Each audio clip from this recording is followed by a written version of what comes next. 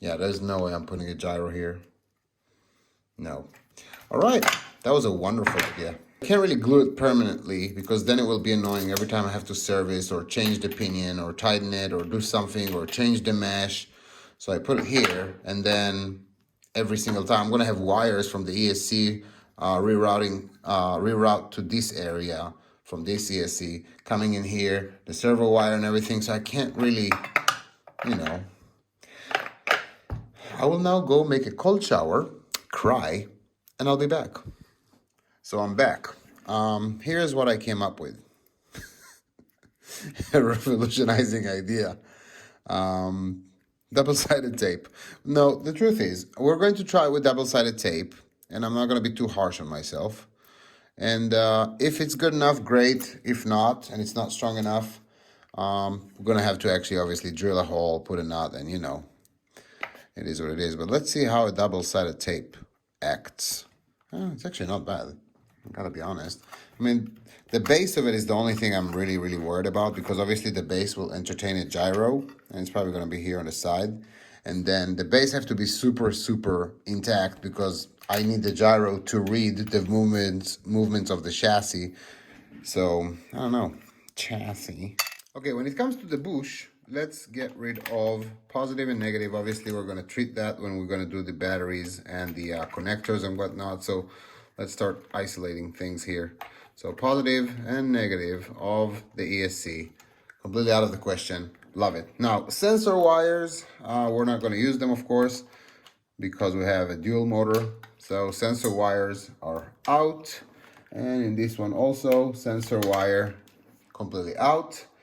If you guys remember from previous videos, obviously switches we're going to do nicely. We're going to tuck it here, glue it and everything. So switches we're going to keep on the ground for now, just so it's easier. And if you guys remember, the white wire we don't need. So we're going to gently remove the connector from the ESC nicely. And then we're going to grab one of these little buddies right here, and we're going to gently peel this little dealio here. Gently peel it and pull. Probably push it before it's easier. Peel it and peel this one, because these aux wires are, if you have like a external option that you're installed, and like no one really does, or if you're running a system that requires more than 7 amps from your BEC. So Castle is saying, hey, if you use up to 7 amps, this will be sufficient to provide power to whatever you power on the receiver. You have 7 amps of power here, no problem. If you need more than 7 amps, you need another wire, because we don't trust these wires for more than 7. If you ask my opinion, those wires can take more than 7, but it is what it is. This is what they're saying. So in most situation, most of you guys, which is, I don't know, like 99.999% of you guys will never use it. So even if you use fans, you're still kind of okay, because, you know, your receiver will take not a sufficient amount, and your servo will take, I don't know, like 4 or 5 amps. So you don't really need it. Only one wire, looking good. And this wire goes back, or sorry, connector goes back into the ESC. Actually, why don't I enlighten you with this side so you guys can see exactly what's up. Focus. Love it. So this goes back into the ESC, just like so. Now I can't see behind the camera, but bear with me, and everything will be resolved in seconds. No, don't bend it. See, I bent the last one. And now I have to kind of grab it on my way in. Yep, that's it. And once we pass that lip here, we're good. So nice one. Okay, so one connector done, and then we're gonna do the other connector. So this wire we don't need, we get rid of. And other connector, let's do it like so you guys can see what we're doing. We are going to press that little tab here. Can you see if I do that? No, you can't. So I have to come from the other side. Hello from the other side. All right. And then we're going to peel these from here. We're going to first push it in just so they pass that lip. And we're going to pull on this one, way more than I needed to, but it is what it is. It doesn't really matter because I will never use that. So, and then pull, or not, another one. And then pull, yes. So this is out, tuck this back in there. We don't need this wire. And voila, sorry for tripping the camera. I'm pretty sure that doesn't feel great as a viewer, but sometimes happens. I'm a human after all. Okay, nice. Okay, so switch we'll do later. Same for the other side. This is the only wire that we need coming from the ESC to our receiver. And obviously positive, negative we'll do in a minute. And now, ladies and gentlemen, let me introduce you to the new and improved minimized bush of just 2 wires. And that's it. Batteries, obviously the wires will come here because we're gonna have 2 batteries on this side. So it'll be nice like that. But for now, and for whatever it's worth, we're done with the bush. So all those wires are just unneeded. I will now show you an illustration of all the wires. Unneeded, completely unneeded. This will probably be rerouted from here, something. Yeah, let's actually take a look at that. Let's see how that looks. So if this comes from here, maybe put a nice heat shrink here just so it's more protected. From here to here. And then, oh, look at that. That starts to look pretty clean, doesn't it? These can sit inside, and then this will come here, and then the other one will come from here nicely. I don't know, I'll do it in a nice way. This actually looks pretty good. Yeah, I like it. Okay, let's do some wiring, and then we're gonna take care of this box, close it up, put a gyro, you know the drill. Yeah, let's do it. Okay, let's clean up some wires. So we got a loom. If you guys know what that is, great. If not, this is a loom. Nice to meet you. And we're gonna put the loom here. And let's see, I think I have it in my head. Let's see if I can actually execute accordingly. So we're gonna open that loom here. Oh, come on, usually it's so easy. Why when it's on camera? Never mind. Just being a crybaby. So anyway, I'm gonna put the loom all over the wire, just like so, in a very nice, splendid, marvelous way. Come on. All right, cool. And the way you lock a wire loom is with heat shrink. So I'm gonna take a little bit of heat shrink, and this should be more than enough. And we're going to actually put that on our wire here and go through all the way, pass our loom, and all the way to the bottom here. And first thing we're gonna do is actually bring the loom all the way to the base. Just like so. Let's add more. So we're gonna grab some more loom and shoot it down. And then we're gonna make sure, actually yes, I want you guys to see everything. Just like so, maybe just a little bit more. So the way you do that is just grab it. That's it. And let's move this wire out of the way so you guys can see what I'm doing. And now we're going to lock the loom in place. Can I zoom in a little bit? Sure. Lock the loom in place with the heat shrink. Just like so, lock it. Now that we've locked it, we want it to bite on the wire. So let's give it just a little bit more, that's it. All right, heat gun.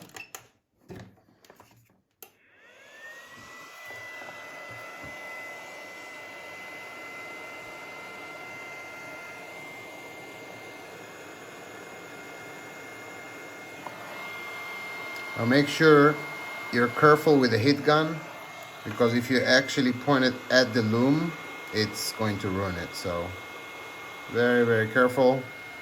And let's put that heat shrink all the way to the bottom.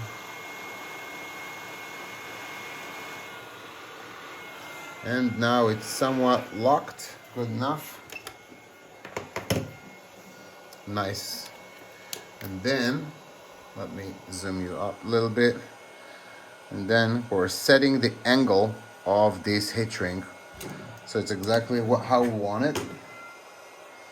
Almost dropped my heat gun. And it's cooling down, great. Now this can actually come here, but if we put it all the way down into this groove, it's going to be too low and it's going to hit the drive shaft.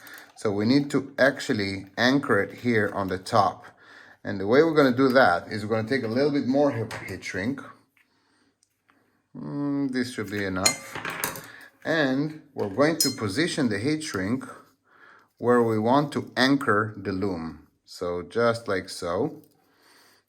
Beautiful. And if it's tight, just like so, that will go through the bottom here. That looks good. Yeah, it starts to look pretty clean. So the heat shrink will anchor it here, and we will be able to actually glue it on the ESC. So this is a good position for the heat shrink, just like so. Heat gun, of course. Be super careful. Gently. Just lock the heat shrink. Let me zoom you guys in, sorry about that. Lock the heat shrink, be very, very careful, because your loom doesn't like heat at all. And now that we're done, and we have a heat shrink here, we can actually glue it on the ESC, and it will actually maintain the position or the height, so it doesn't hit the drive shaft. Oh, sorry about that, guys, sorry about that. Doesn't hit the drive shaft, and I'm trying to show you the height differences here. We have to be super, super careful. Maybe from this area, yes. Now, if we let it just go down normally, it will eventually get to this height, which is not good. So we're going to try and anchor it. So let me put you guys back up, just like so. Zoom out just a tad. Yeah, that looks good. A little bit more light. Look at that, spoiling you guys already. All right, so we have a heat shrink here, which will allow us to anchor it. And then we can bring just a little bit of super glue. Just a little bit of super glue. That's a little bit too much, and I'm probably going to pay for it cosmetically. But now that we have that, we can actually anchor this heat shrink on the ESC. If I was an octopus, I could probably use another hand, but I don't have any. And we're going to spray it just so it maintains the position. Maybe hold it a little bit longer. And then, yeah, I had a little bit dripping here. I might be able to clean it up just by tapping on it. This plastic is a bit fragile, so I need to be careful. I might leave it there just because I don't want to break this plastic here, but let me see. What if I give it a little tap here? Hold on. Just a little tap.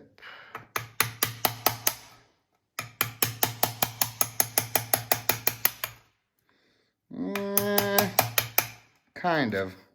I might leave it there just to be safe. And if you want to see what I'm talking about, I'm talking about that little drop there. But anyway, now, man, the camera is all over the place today. I'm sorry, guys. I'm just trying to do it on the fly, live. So that looks good. And now it's anchored. Now, the reason I'm not doing it so tight here is because I want to make sure that if we crash and the ESC moves, it will just pull from the ESC box. I don't want it to rip. I just want it to pull. So I want to use this channel here to allow it. So if something happens, God forbid, it will pull through it versus just rip the wire. So now that we angled it, obviously it doesn't look as good.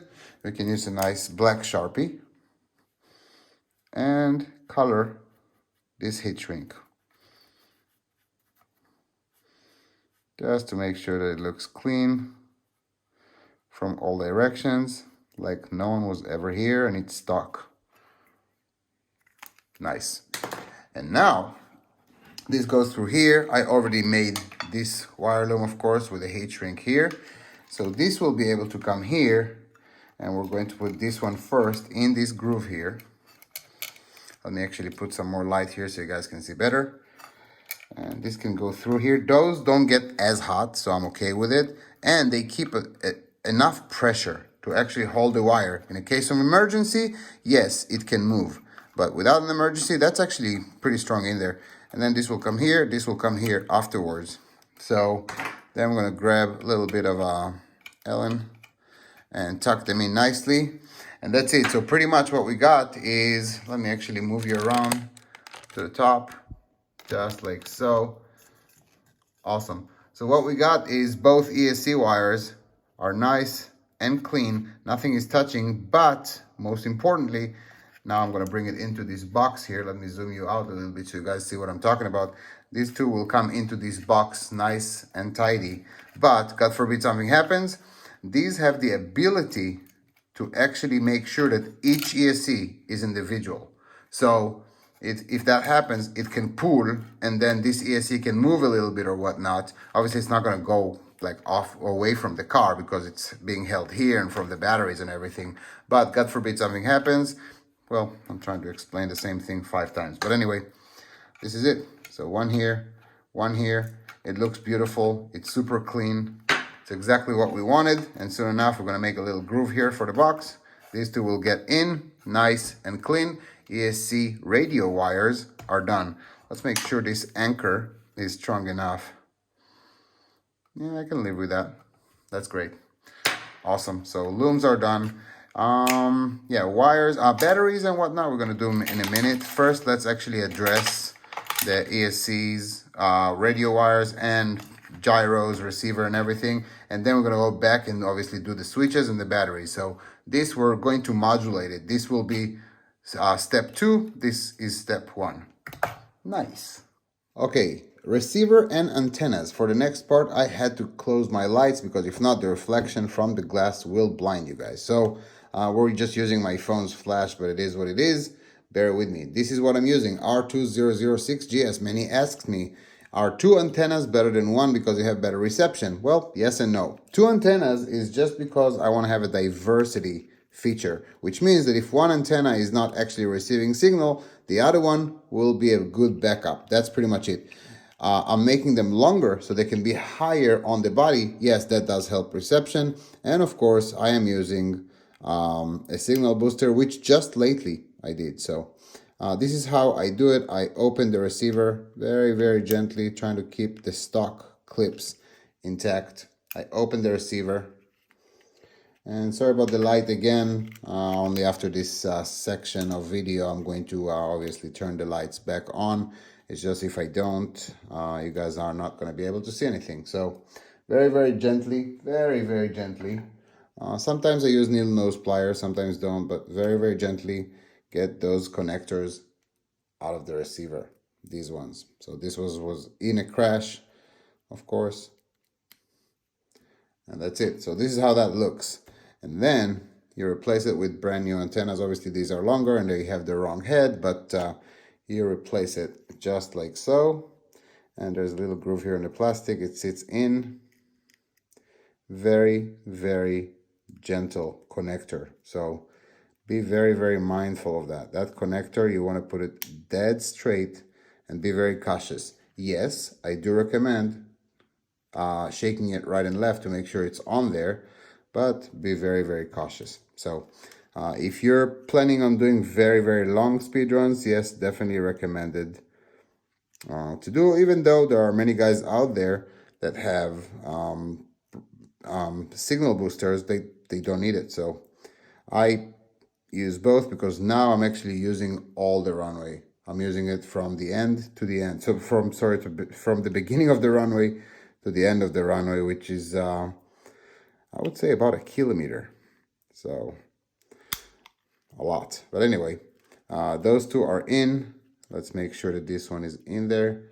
It is beautiful. Again, sorry for the lighting. I know it's kind of hard to see and it is what it is. Now that both antennas are in there, gently, with cautious, I'm going to put these clips on it and make sure both antennas are in their designated grooves in the plastic. One of them here, one of them there. And once they are, we're going to close the receiver box. So now we have a closed receiver box and brand new antennas. Now, I don't know the length yet. Antennas I'm doing only in the end when I already have the body shell, so I know my straws, how long they need to be. But for now, for whatever it's worth, obviously that's a lot. Those heads are not going to be used anyway. For now, we're going to cut these.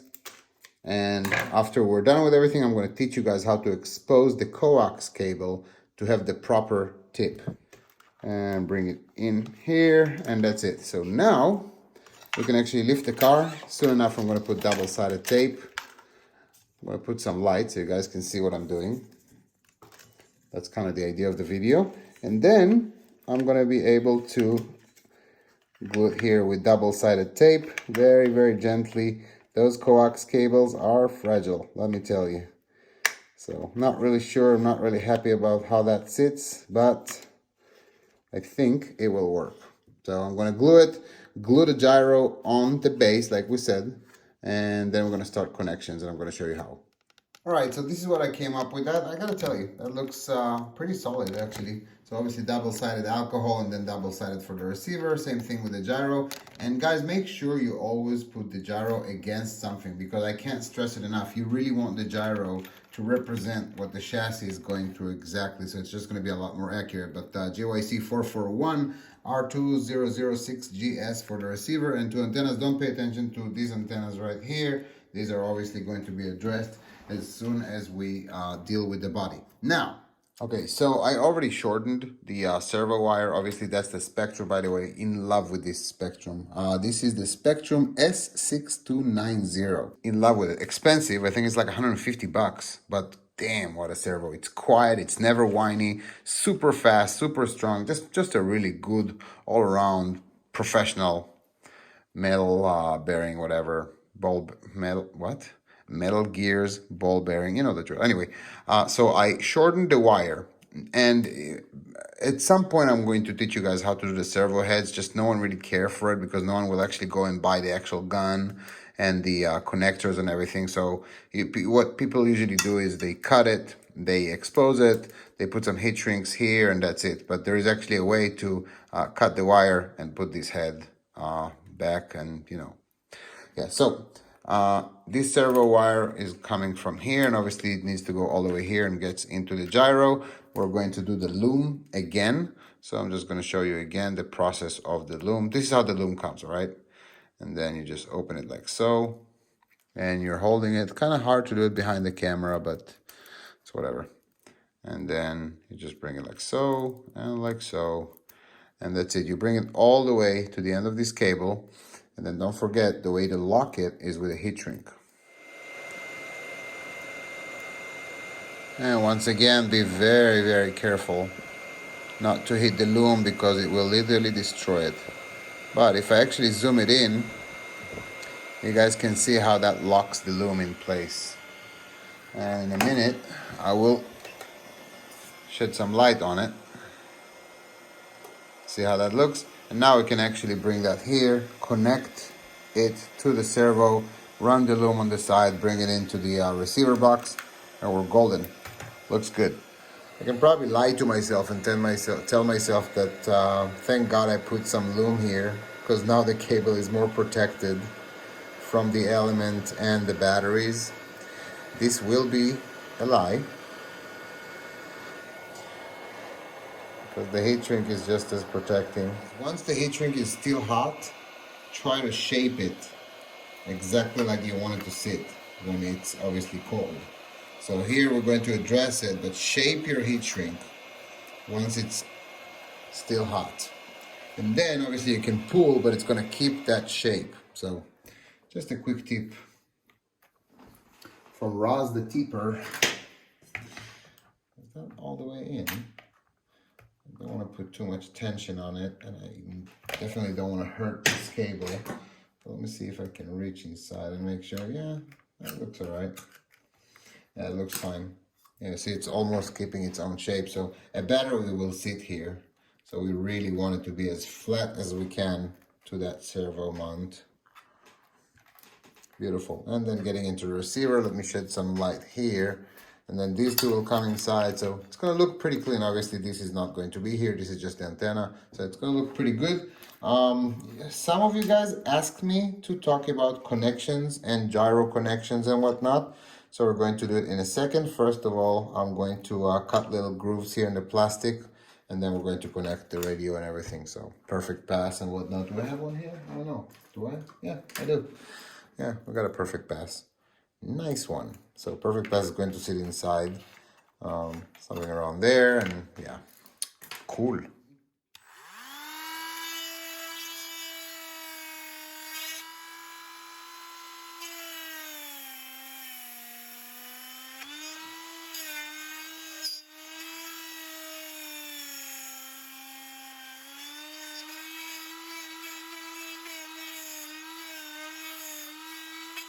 Yeah, that looks good enough, and we're going to do exactly the same to the other side. Now you see here, I'm already having some issues, but I'm going to clean it up, address that, and obviously fix any discoloration. I'm probably going to do it off camera though, because it's a little bit annoying, but it's going to be beautiful when I'm done, I promise. Let me do the other side real quick for those ESC wires, and then we're going to go through connections real quick together. Okay, so this next part is a little bit tricky to shoot, just simply because I have to reach and I want to blind you guys, so I positioned my camera a little bit further and I zoomed in. Some guys asked me about connections with gyro, so fairly easy. By the way, those little gashes in the plastic are done. I can easily put a heat shrink here, but remember what we said, if we have a crash, I want to allow the wires to be pulled in case of an emergency, so they have to stay loose over here. So this is on purpose. We can easily put a heat shrink here or whatnot. So connections, we did gyro. The actual servo wire will go to where it says S on the gyro. Servo is going to the gyro. And then in the center, we have something that says G. G stands for gain. Gain, you decide how you want to adjust your gain. I prefer in my remote to have gain on channel 3. So gain, G, will go to channel 3. And just like so, like I said, this is a tricky shooting part because I'm pretty much blocking the camera the whole time, but bear with me. Channel 3 to the receiver, G or gain in the gyro. Now every time we're done, we can probably tuck those wires.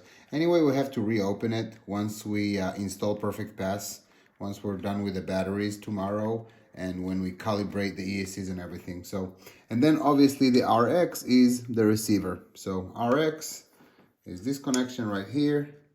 And if you guys remember the rule of thumb, 1 to turn, 2 to burn, which means that channel 1 will be steering, 2 to burn will be the ESC. So RX in the gyro goes to the receiver, and the receiver for turning or steering is channel 1. And just like so. So the only thing we have to do next is tomorrow we're going to connect Perfect Pass to channel 2, and obviously we're going to create a Y connector for both ESCs. We're going to recalibrate and everything. For now, we can tuck all those wires. This antenna, let me zoom it out a little bit. This antenna will stay here until we're done with the body, of course. So for now, everything will go into the box. Everything looks good, everything is clean. Soon enough, I'm going to zoom you guys out so you'll be able to see everything that we did today in one beautiful shot. So for whoever asked me about gyro connections and setup, no problem. These are the connections, and tomorrow we're going to go through calibration and everything. So now we can actually close the box. Looks a little bit messy, but it's all temporary, so no problem whatsoever. Let me just grab my little drill here, just so we can do it nicely here. And once one of them is in, the rest are easy. Not all the way.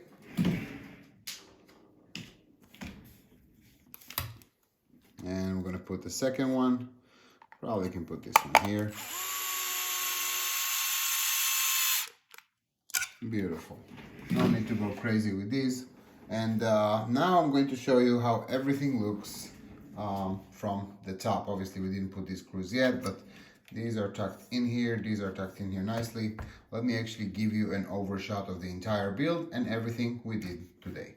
And there she is. So this is exactly what we did today. We did all the looms, we did all the wiring of the servo and everything. I mean, you guys watched the video, so you know the only thing from making it from not looking so clean right now is obviously the antennas that I just tucked in here, but soon in the future, we're going to address that issue also. Next video, we're going to do the switches, we're going to do batteries and connectors. Very, very important part, actually. So this is how everything looks like. We made it as clean as we could together, which was great. Thank you guys for joining me. See, this is how that looks here, and this is how it looks here. Actually, let me shed some light here.